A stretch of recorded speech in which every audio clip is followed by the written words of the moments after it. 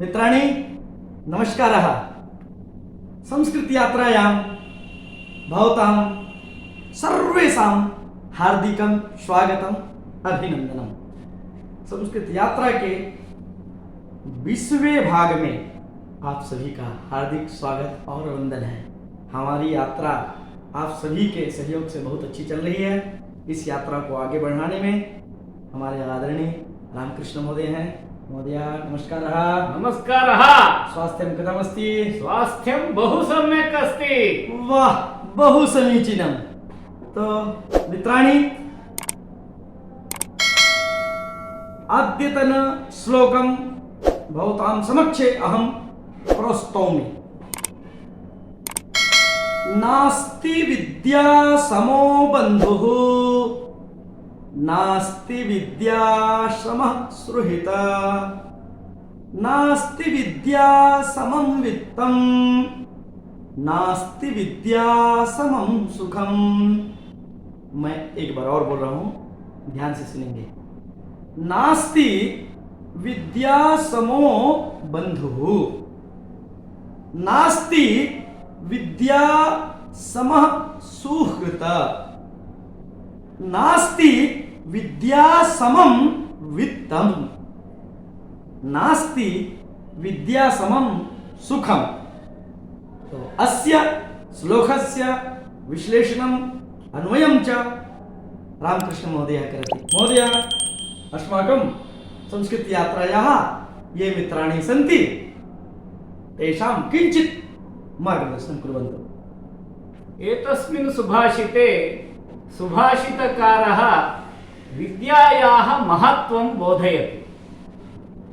बन्धुः भवति, बन्धुः अस्माकं कष्टकाले साहाय्यं करोति इति वयं चिन्तयामः। सुभाषितकारः वदति विद्यासमः बन्धुः नास्ति। इत्युक्ते विद्यावान् यः भवति सः कष्टकाले विद्यायाः उपयोगेन कष्टात् रक्षितः भवति। एवमेव विद्यायाः समः सुहृत् नास्ति, मित्रं नास्ति। मित्रमस्ति चेत् साहाय्यं करोति इति भावयामः। मित्रं तु व्यक्तिः इति कारणतः कदाचित् उपस्थितः भवति, कदाचित् अनुपस्थितः भवति, परन्तु अस्माभिः सम्पादिता विद्या अस्माभिः सह एव भवति, अतः अस्माकं रक्षणं करोति।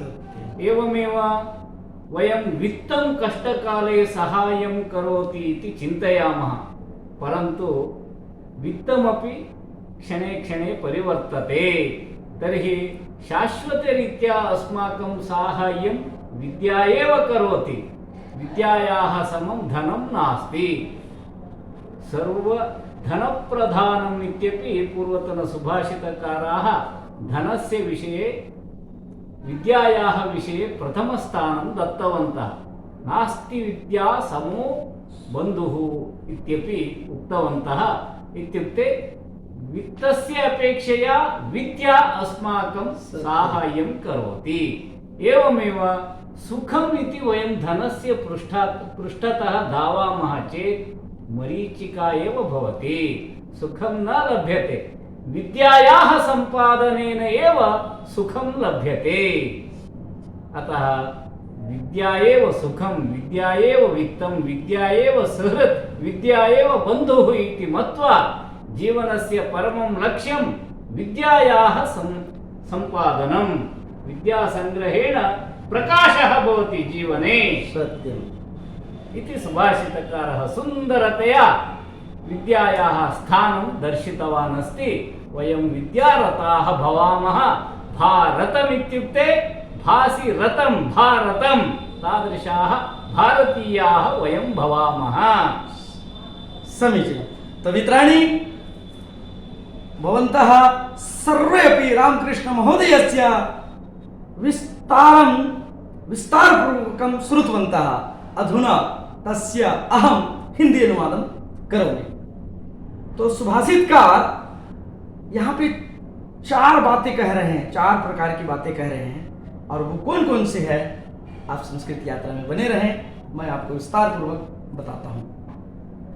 तो नास्ति विद्या समो बंधु। वो कह रहे हैं कि विद्या के समान कोई बंधु नहीं है, क्योंकि हमारे पास में यदि विद्या है तो विपत्ति काल में ये जो बंधु रूपी जो विद्या है हमारा सहयोग करता है। तो इसलिए हम विद्या को ही अपना बंधु बनाएं।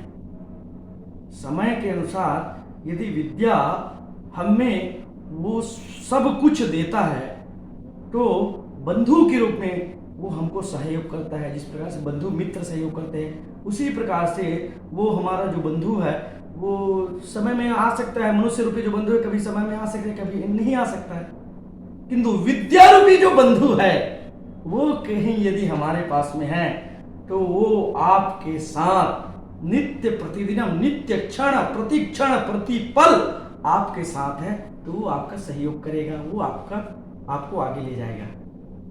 दूसरी बात ये कह रहे हैं, नास्ति विद्या समः सुकृतः, इत्युक्ते विद्या के समान कोई मित्र नहीं है, क्योंकि हम विद्या रूपी जो मित्र को अपने जीवन में हम आत्मसात करते हैं तो विद्या ही हमको सब जगह सभी स्थानों में सभी क्षेत्र में वो हमको आगे ले जाने में, हमारे जीवन को उन्नत उत्कर्ष पहुंचाने में उत्तम सहयोग करता है। हमारे शुभ चिंतक हमारी विद्या है। हम विषम परिस्थिति में होते हैं, कष्ट में होते हैं, और हम जैसे मनुष्य रूपी जो शुभ चिंतक का हम सहयोग लेने की अपेक्षा करते हैं, किंतु वो हमारे साथ समय में यदि उपलब्ध नहीं हो पाता, किंतु हमारे पास विद्या रूपी जो सुहृद है, शुभ चिंतक है, मित्र है, वो यदि हमारे साथ में है तो हमें किसी प्रकार के ऐसे अन्य शुभ चिंतकों की आवश्यकता नहीं है। तीसरी बातें कह रहे हैं, नास्ति विद्या समम वित्तम, विद्या के समान कोई धन नहीं है, क्योंकि ये जो धन है जिसको हम वास्तविक में धन कहते हैं, स्वर्ण है, आभूषण है, धन धान्यम, इसको जो हम वित्त कहते हैं, ये तो क्षणिक मात्रा है। हमने आगे अपने श्लोक में हमने आपको बताया है इन दोनों के बारे में। ये तो क्षणिक मात्र है, कभी ये आपके साथ में हो सकता है, कभी नहीं हो सकता है। ये जो वित्त है, जो क्षणिक मात्र, जो कण कण वाला जो धन संपदा है, लक्ष्मी, किंतु विद्या के समान जो वित्त है, धन है, विद्या रूपी जो धन है, यदि वो आपके शरीर में विद्यमान होता है, उसको यदि आप अर्जित करते हैं, वो आपके साथ चलता है, आप उसको अपने शरीर में, अपने मन, अपने काया, अपने वचन, अपने वाणी, अपनी इंद्रिय, अपनी संयम, सब में आप विद्या रूप में उसको यदि ग्रहण कर सकते हैं तो आपको कभी किसी की सहायता की आवश्यकता नहीं है। वो तो क्षण मात्र होते हैं। फिर आगे कहते हैं कि नास्ति विद्या समम सुखम, और सुभाषितकारी अंतिम कहते हैं कि विद्या के समान कोई सुख नहीं है, सब सुख विद्या में ही निहित है। यदि आपके पास में विद्या है, ज्ञान है, अर्जित संपत्ति है, जो विद्या रूपी अर्जित संपत्ति है, वही आपका सुख है। वो जो जिसकी हम सुख की अभिलाषा करते हैं वो तो क्षणिक मात्र है, किंतु विद्या के रूप में विद्वान जो ज्ञान है उससे जो सुख मिलता है, उस सुख के समान कोई नहीं है। तो विद्या समम नास्ति सुखम, यदि आपके विद्या है, ज्ञान है, आपके पास ज्ञान का भंडार है, तो ही आप सुखी जीवन बिता सकते हैं, सुख हो सकते हैं। तो इन्होंने 4 प्रकार की बातें कही हैं, और सब में जो प्रधान है तो वो है विद्या, आपका ज्ञान, आपका ज्ञान भंडार। तो विद्या रूपी आपके पास बंधु अनिवार्य है, बंधु होना चाहिए, विद्या के समान आपके मित्र होना चाहिए, विद्या रूपी मित्र होना चाहिए, और विद्या समम विद्या, जो ज्ञान रूपी जो धन है, धन का संचय आपके पास होना बहुत अनिवार्य है। यदि आपके पास ज्ञान रूपी धन संचय नहीं है तो वो धन भी आपका साथ देने वाला नहीं है, कोटिपति हो जाएंगे, किंतु आपके पास विद्या नहीं है, ज्ञान नहीं है, उसको उपयोग कैसे करना है, उसका सदुपयोग कैसे करना है, ऐसा यदि आप नहीं जानते तो वो आपको विनाश की ओर ले जाएगा। इसलिए विद्या रूपी वित्त, धन, लक्ष्मी का होना बहुत अनिवार्य है। और अंतिम में कहते हैं नास्ति विद्या समम सुखम, सुख भी अपने विद्या से, अपने ज्ञान से ही मिलता है। यदि हमारे पास में ज्ञान है तो ये हमारा जीवन शाश्वत और साक्षात हम जो चाहते हैं वो हो सकता है।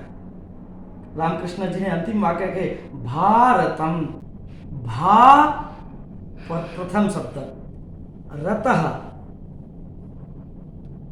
जो रतः माने लीन है और भा मतलब प्रकाश है, जो प्रकाश में लीन है, जिससे उज्जवल भविष्य हो रहा है, उज्जवल हो रहा है, प्रकाशमय हो रहा है, तो वो किसके कारण से? तो वो सब विद्या के कारण से। सही न महोदय?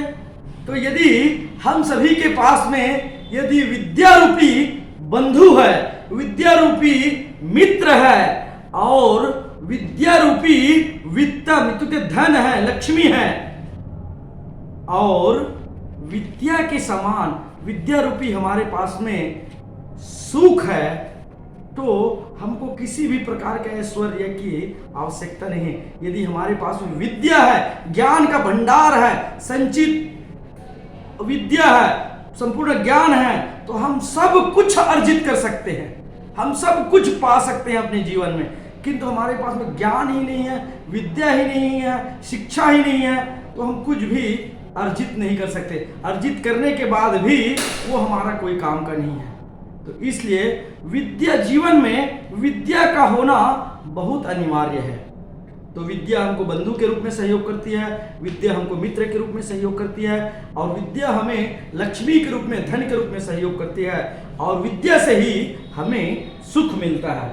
तो ये सुभाषितकार ने 4 प्रकार की बातें, महत्वपूर्ण बातें कही हैं। तो मित्राणी, आप से भी इसका अपने जीवन में आस्वादन करें, अपने जीवन में व्यवहार में लाएं, आचरण में करें, तो सब प्रकार के सुख आप इसी युग में, इसी जीवन में आपको सुख मिलेगा। यही सुभाषितकार कर रहे हैं, और हम चाहते हैं आप संस्कृत यात्रा के साथ बने रहें, संस्कृत यात्रा को आगे बढ़ाएं, और संस्कृत यात्रा को आप फॉलो करें। हमारे चैनल को, यूट्यूब को भी दिलीप कुमार चंद्रवंशी संस्कृत यात्रा आप खोजेंगे तो मिल जाएगी।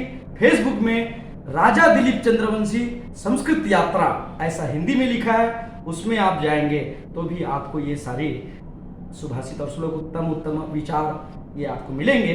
तो आप संस्कृत यात्रा के साथ बने रहें। यहीं हम आपसे विदा लेते हैं, और आप सभी का धन्यवाद कहते हैं, और रामकृष्ण महोदय जी का भी धन्यवाद करते हैं। नमो नमः। जय तु संस्कृतम, जय तु भारत।